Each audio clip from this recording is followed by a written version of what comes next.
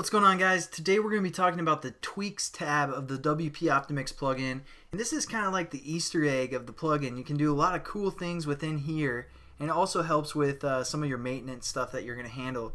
So if you're making a lot of adjustments to your website, it might be crashing and stuff, you probably want to have a maintenance page to let the people going to your website know that you're making changes. And you can easily implement this within the tweaks section of the WP Optimix under the maintenance. Now we'd have to turn this on, and then we'd have to either do visitors or our users or both. If you want no one to be able to go to the website and let everyone know you're doing maintenance, just select both and hit save changes. So what you're going to do is create a maintenance page that's just going to say, hey, sorry, we're doing some crazy stuff to the website, so we're down, but we'll be back in a little bit.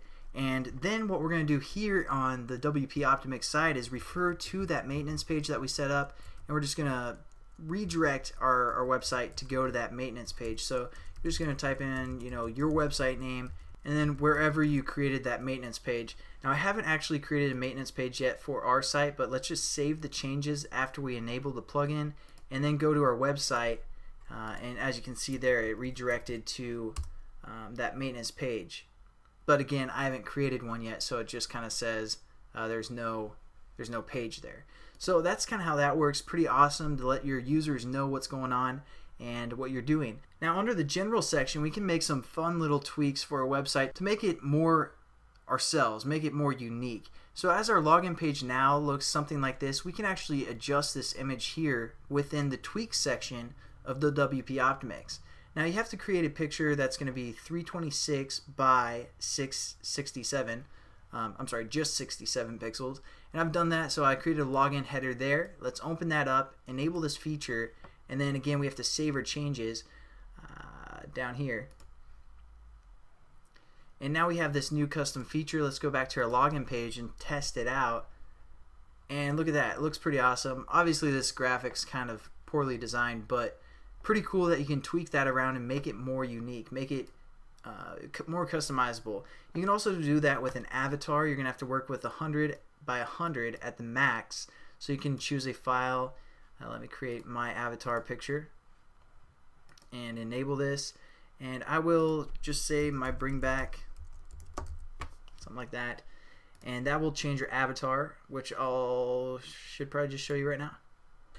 So adding this avatar, this is going to be what displays when you make those pictures and stuff, and you're going to have to set this within your settings and discussion. So I'm going to open that up in a new link, and down here under your avatar section we now have that new image we can select, which is pretty awesome, and then we can save our changes within there.